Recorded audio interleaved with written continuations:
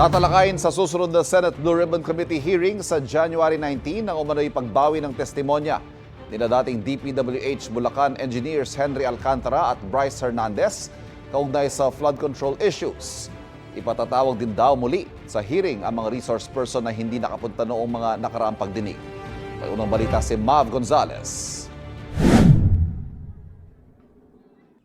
Sa pagbabalik ng investigasyon ng Senate Blue Ribbon Committee sa flood control anomaly sa January 19, unang tatalakayin ang napabalitang umano'y recantation o pagbawi umano ng testimonya ni na dating DPWH Bulacan engineers Henry Alcantara at Bryce Hernandez.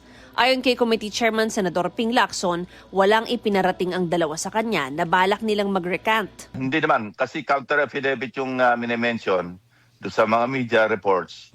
Kaya itatanong din namin sa DOJ, kung wala, just the same, ipapagbigay alam namin sa kanila lang na kung sila magre-recant, magiging liable sila doon sa violation ng batas sa perjury. Sabi ng Justice Department, wala silang natanggap na kahit anong pagbawi ng salaysay ni Alcantara. Sinusubukan pa ng GMA Integrated News na makakuha ng reaksyon ni na Alcantara at Hernandez. Sabi ni Lacson, hindi na raw siya nagtataka kung may mga humihilot sa dalawa, pero tiwala ang senador na hindi babagsak ang kaso laban sa kanila at mga taong isinangkot nila sa flood control kickbacks. Meron dito mga nagko-corroborate na mga circumstantial or mga documentary evidence.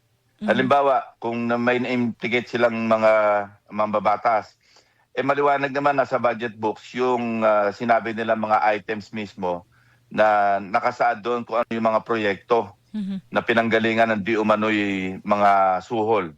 May sarili rin aniyang investigasyon ng Anti-Money Laundering Council at tiyak daw na isa sa alang-alang ng DOJ at Ombudsman kung may money trail na konektado sa mga testimonya ni na Alcantara at Hernandez.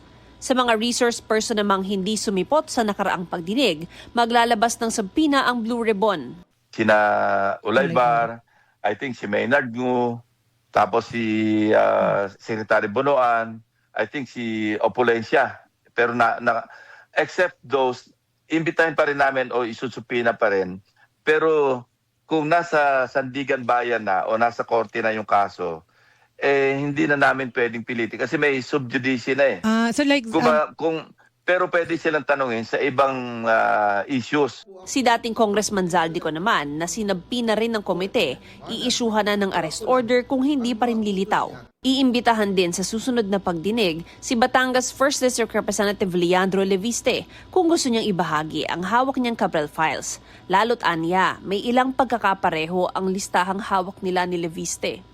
Sa mga allocables, halos pareho actually. Yung Pero nabanggit ko na may mga nasingit doon na hindi naman mababatas, yung House leadership, tapos cabinet yung members. listahan ng mga cabinet members, halos pareho doon.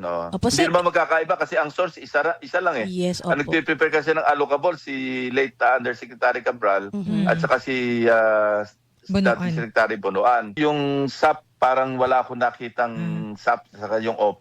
Yung listahan na sa akin, ES lang nakasulat doon. Merong ES, merong SMB. Ang maliwanag naman pag SMB, si Secretary Bonoan yun kasi nabalidate na naman ni Undersecretary Bernardo yun dahil di ba sinabi niya 3 taon na, 2023, 2024, 2025, lagi merong 5 billion na allocable. Wala pang tugon si Leviste kung dadalo siya. Ito ang unang balita. Mav Gonzalez para sa GMA Integrated News.